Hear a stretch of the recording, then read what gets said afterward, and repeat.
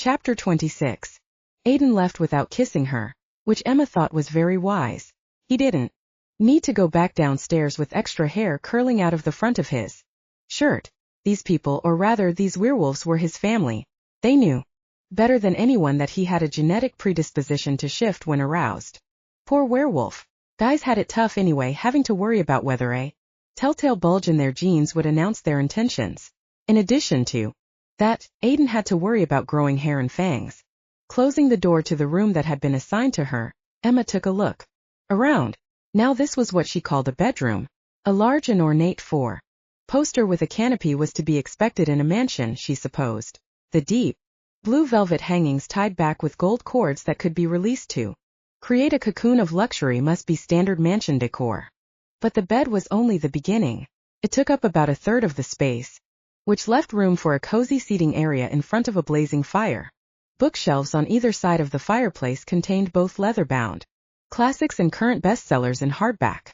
Many of her favorites were there, along with some she'd been meaning to read. The blaze in the marble fireplace was real, and a small supply of wood in a copper tub on the hearth invited her to enjoy the fire through the night. 2 wingback chairs upholstered in a blue and white print flanked a small walnut coffee table. The table held a tray containing an insulated carafe filled with, if her nose didn't deceive her, fresh coffee. A small pitcher of cream sat next to the carafe, along with a plate of 6 chocolate truffles on a white paper doily. Emma bit into one and discovered it was her favorite flavor, espresso. Aiden had indeed been paying attention during those 3 months of surveillance. Taking another small bite of the truffle, she wandered over to the door leading into the bathroom and sighed with pleasure. A clawfoot tub was another item on her wish list for the future, and this one looked deep enough to sink up to her chin in bubbles. A dark wood and marble vanity surrounded a sink hand-painted with forget-me-nots. All the amenities she could ever want were clustered in a basket on the vanity, including bubble bath. A thick white robe hung on a hook next to the tub. If she couldn't have Aiden tonight, she could relax in a warm bath and sit in front of the fire with a book, a cup of hot coffee, and the rest of the truffles. She might as well unpack and get comfy. Back in the room, she opened a closet and found her orange suitcase and her laptop case on a shelf. Her clothes had been neatly hung in a row, with the exception of what she'd already worn. No doubt those items were in the mansion's laundry being washed and pressed. Because her makeup bag was nowhere in sight, she returned to the bathroom and opened a drawer in the vanity. Sure enough, there it was, along with a hair dryer. She'd bet the mansion had its own generator and water supply so that the place could be totally self-sufficient. She was literally out in the middle of nowhere. No one, not her mother, her girlfriends, or her publisher, knew where she was or would even be worried about her. They thought she'd been spirited away to a tropical island by one of NYC's most eligible bachelors. Her isolation wasn't causing her to freak out exactly, but she was impressed by how thoroughly the Wallaces were able to close themselves off from the rest of the world except for the internet. Racing back to the closet, she flung open the door and grabbed her laptop case. Where it sat on the shelf next to her suitcase, it felt too light. Heart pounding, she unzipped it, knowing that she'd find it empty. They'd taken her laptop. She checked the pocket where she kept her backup jump drive, and that was gone too. Not cool. They'd stolen her book ideas. They'd swiped her research notes and emails that she needed to answer, and damn it, taking her laptop and jump drive was like ripping out her heart, and she wasn't putting up with that for even 1 second, let alone a whole night. She'd been a good sport up until now, but they were going to give her back that laptop, and they were going to do it tout sweet or heads would roll. She didn't care if Aiden's mother had implied that Emma should go to her room like a good little girl and stay there until morning. She wasn't going to rest until she had her laptop back. As she walked into the hallway, she listened for the sound of voices and heard nothing. But the house was huge, so not hearing voices didn't mean the place was empty. She'd start with Aiden's bedroom. Marching to the end of the hall, she took her best guess and opened the door to her right, which would be the other balcony room. The minute she stepped inside, she knew it belonged to Aiden. She was no werewolf when it came to scent, but she'd grown fond of his, and she picked it up immediately. A light was on beside the large bed, also a four-poster and canopy arrangement similar to hers. The room was appointed much like hers too, although manly greens and browns predominated. Aiden had a balcony too and a fireplace with 2 wingbacks and a coffee table arranged in front of it. Logs were laid for a fire, but it wasn't lit and the room felt vacant. Even so, she called his name. No one answered. Then she noticed something she'd missed in her first scan of her surroundings. The white dress shirt and dark slacks he'd had on when he'd left her in her room were draped across the end of the bed. But there was no light on in the bathroom and no sound of splashing water. Then from somewhere outside, she heard the howl of a wolf. Running to the French doors leading to the balcony, she found them unlocked. With the best security system money could buy, the Wallaces didn't need locks. She opened the doors and stepped out, gasping as a cold wind sliced through her. Below her on the cobblestone driveway 3 wolves paced restlessly by the front door. She forgot the cold as she stood watching them, totally mesmerized. Only a short while ago she'd sat at an elegantly appointed table and held a conversation about world events with these 3, and now they were wolves.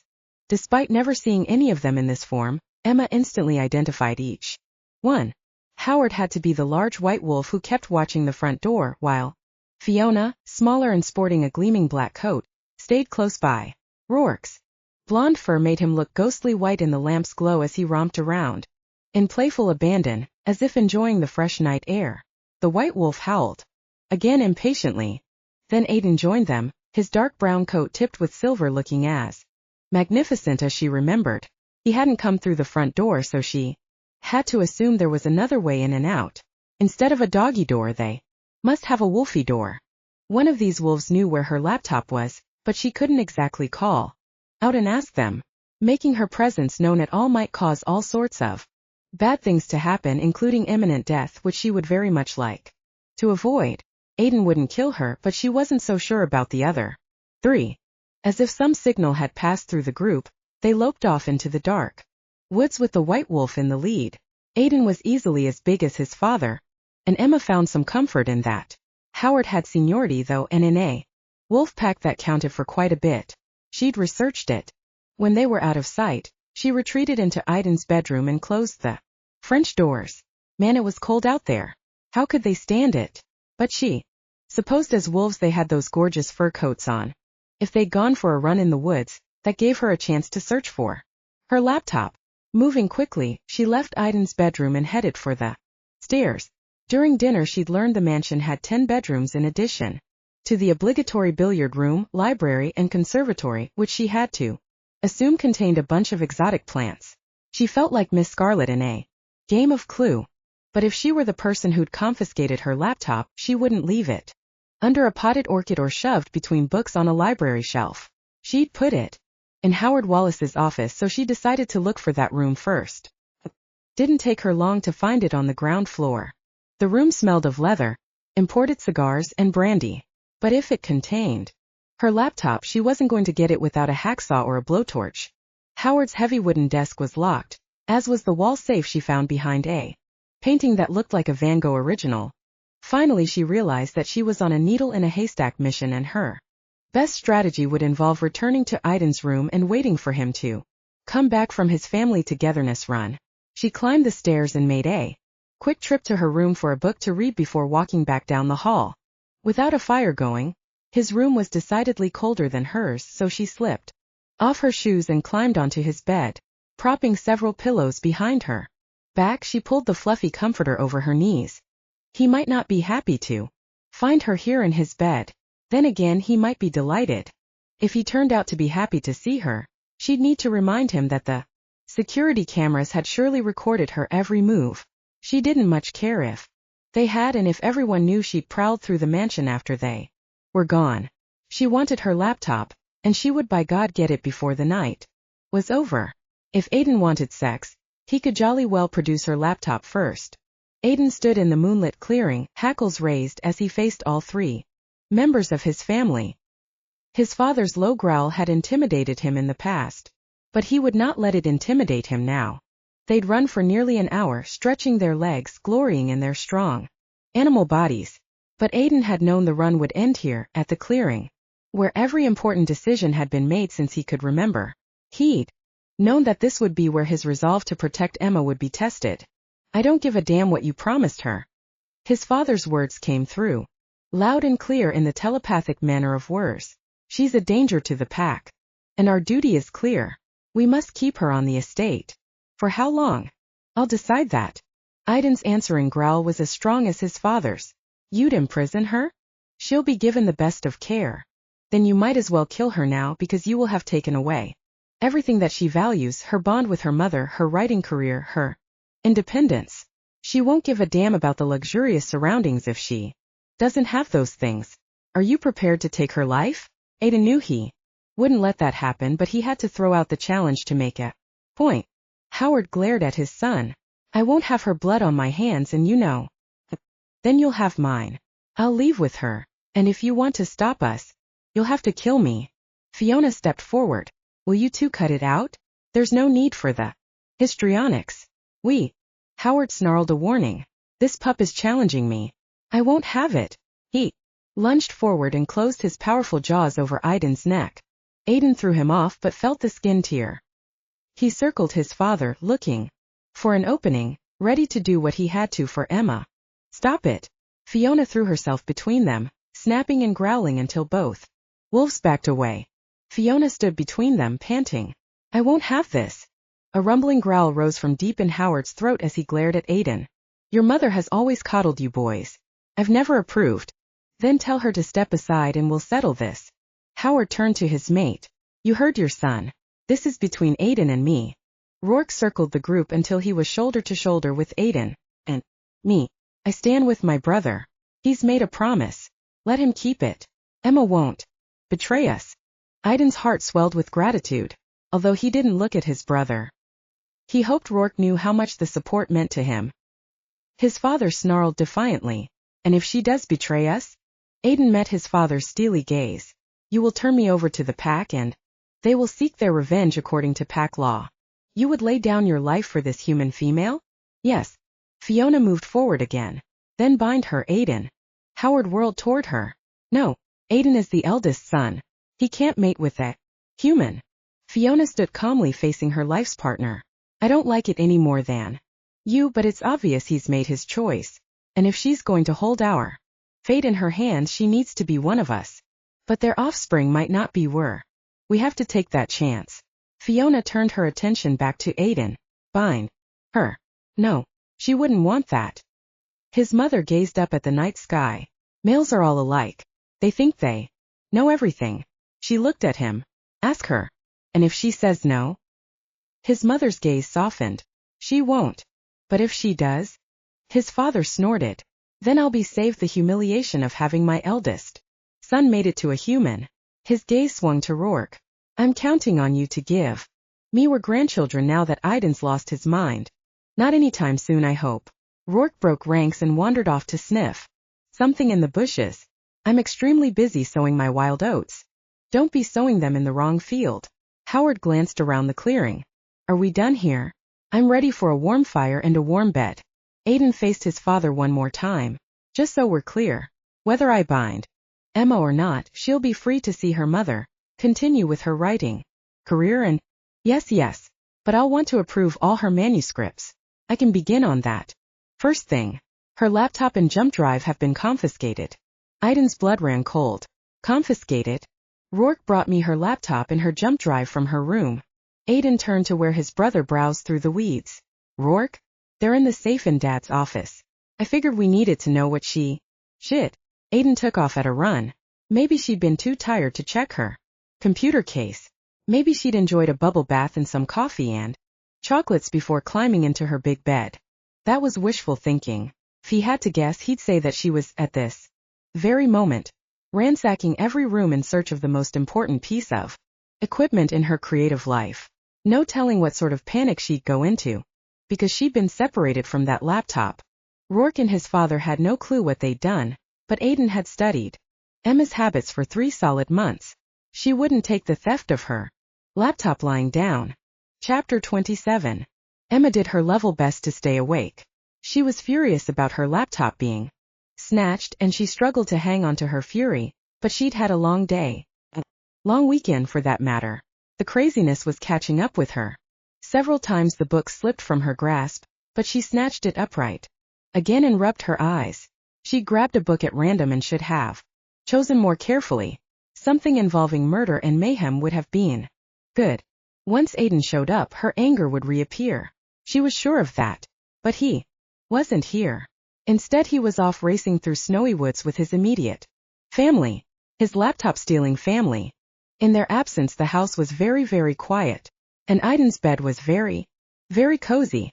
A girl couldn't be blamed for snuggling down on pillows that were probably covered in 1,000 thread count cases, or whatever the top thread count was these days. She'd have to research that, because if she intended to make her next batch of werewolves rich, no, wealthy, she'd have to know her glitz and glamour. First though, she had to get her hands on her laptop, and then she might chain it to her wrist. Aiden should be back soon. Or maybe Werewolf stayed out all night and slept all day. There was so much to learn. Despite her best efforts, her eyelids closed. But just as she started to drift off, she heard a noise. Forcing her eyes open again, she saw Aiden standing in the bedroom doorway. Only it was Aiden the wolf, not Aiden the man. She blinked just to make sure. Yep, Aiden the wolf. Even though she knew he was behind those golden eyes, her heartbeat kicked into high gear as she slowly sat up to gaze at him. He was a very big wolf, and she was a very small human. She wasn't afraid exactly, but she had a complaint, and even if he was a wolf right now, he would be able to understand her. They took my laptop, she said. You have to get it back. Aiden. He blinked once, turned around and left the room. Emma rubbed her hands over her face. Dear God, I feel as if I've just given Lassie instructions to fetch a rope from the barn so we can pull little Timmy out of the well. Would Aiden return with her laptop in his teeth? She hoped not. That wouldn't be good for his teeth or her laptop. No, of course he wouldn't do it that way. He was too logical, and logically he'd have to shift back into human form to retrieve her laptop. That would leave him wandering through the mansion naked, because the clothes he'd worn today lay over the end of the bed. If she'd been thinking, she would have tossed those at him before he left. But how a person was supposed to anticipate these situations and be prepared for them was a mystery to her. Maybe given enough time she'd get used to the wolf-to-man wolf thing, but she wasn't there yet. The room seemed colder than it had before, and she was antsy waiting for Aiden. She decided to light the fire. After climbing out of bed, she used a small butane torch she found in the copper tub. The wood caught right away, which was lucky because she was a city girl who knew diddly squat about making fires. She'd like to learn, though. There was something satisfying about watching the flames lick the wood and something sensual about the heat. She also loved the sweet smell of the smoke, except the smoke was becoming a little overpowering and made her eyes water. Good God, are you trying to burn the place down? Aiden rushed into the room, holding her laptop and waving the smoke away with his free hand. Did you open the flue? What's a flue? Even through the smoke she could see that he'd found a pair of brown sweats to put on, probably swiped from Rourke's room. He tossed the laptop on the bed and crouched in front of the fireplace. Then he stuck his hand into the flames. Ouch! Shit, that's hot. Aiden, you'll burn yourself up. Coughing from all the smoke in the air, she tried to pull him away from the fireplace. Got it. He withdrew his hand. Open the French doors and air it out in here. I'm going to the kitchen for some mustard for my fingers. They're a little toasty. Your neck. You're bleeding. Am I?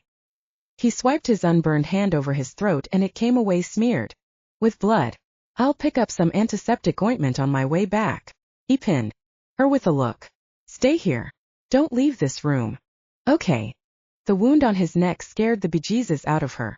The last time he'd had a wound like that had been on his leg after he'd tangled with Theo. Just now he'd been out in the woods with his family. She shivered. Had one of his own family members attacked him? And had she been the reason? After opening the French doors and trying to wave the smoke out, she abandoned the effort. Might as well just leave the doors open and let the night air suck out the smoke. Hugging herself to ward off the cold, she began to pace. Despite that jovial evening meal she'd shared with the Wallaces, she had to believe they were sharply divided about how to handle her. Aiden had pledged to protect her freedom. Had his demands on her behalf prompted an attack? Her tummy ached as she tried to imagine what had taken place in the woods. Had Aiden retaliated? How much blood had been spilled in her name? We can close the French doors now. Aiden returned with gauze wrapped around the first 2 fingers of his right hand and a damp cloth pressed to his neck. You bet. She rushed to do it. I'm so sorry.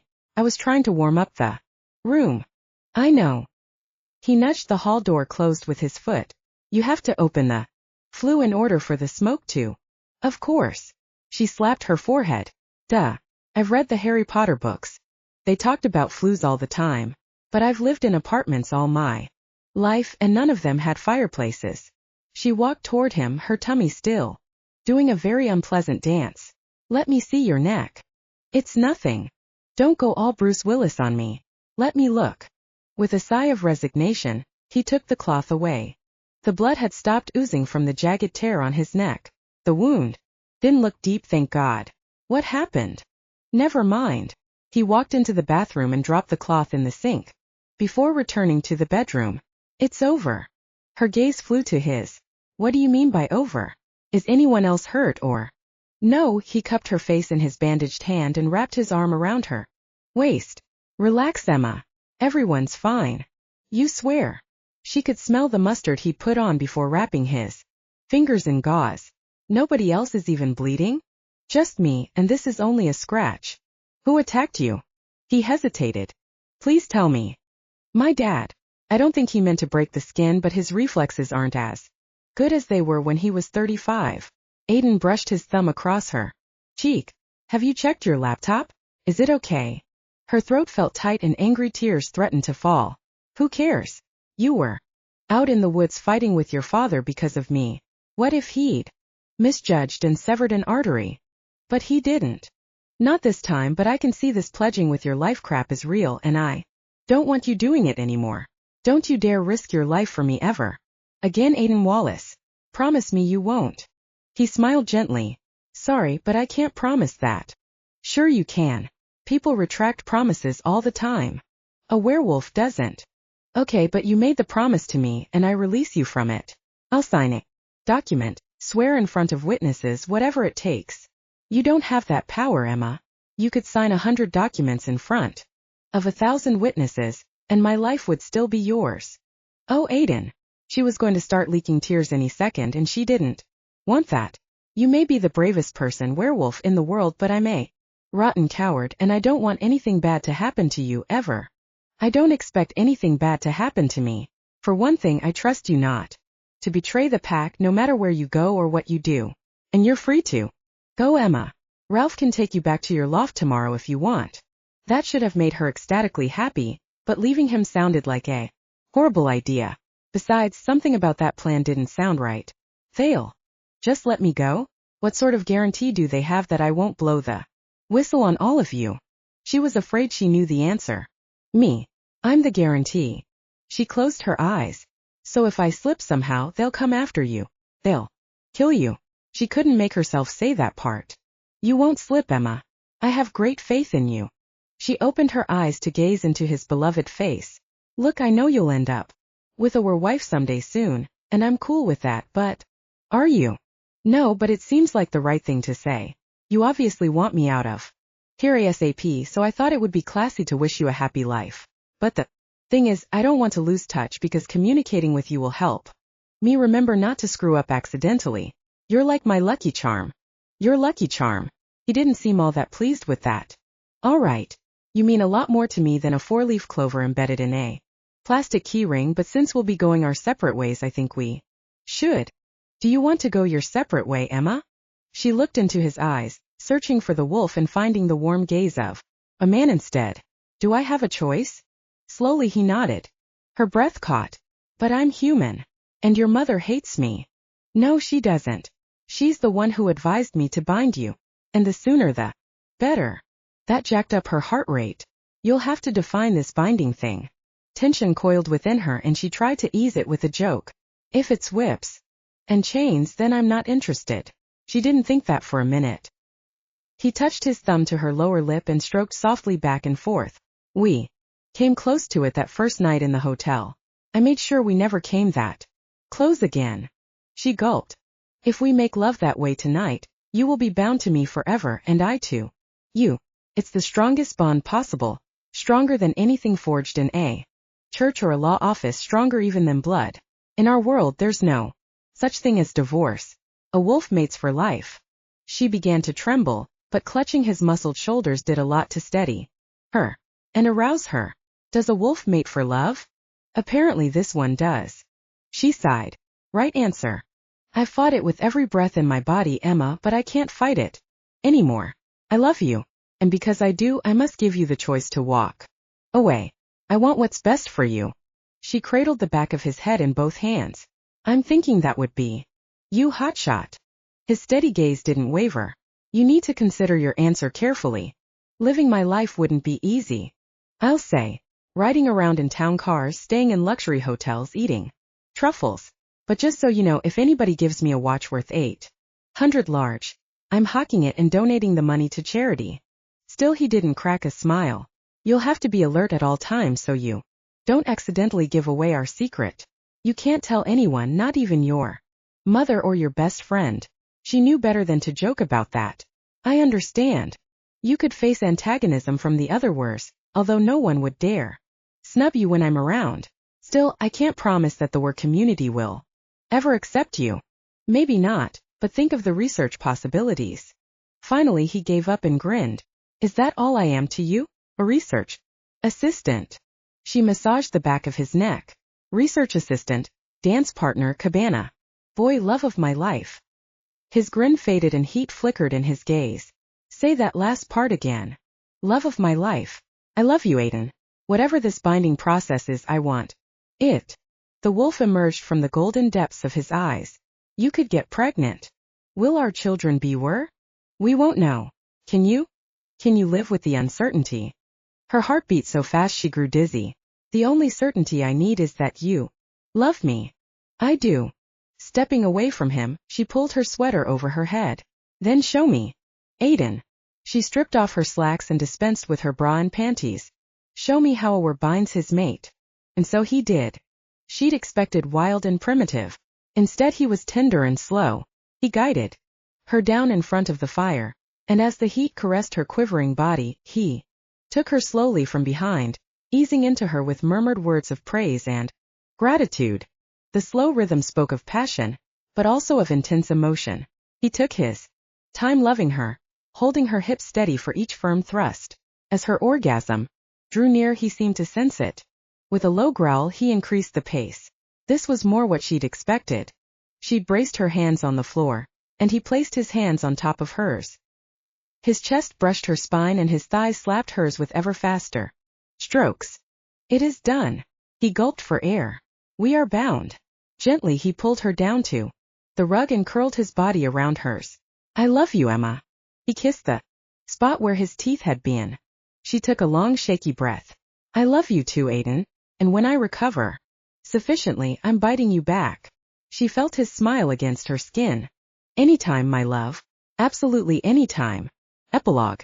Well, big brother, looks like you've pulled off the society wedding of the year.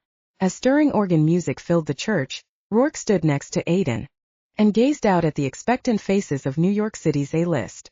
If only they knew this is a mere formality. Some of them do, Aiden said.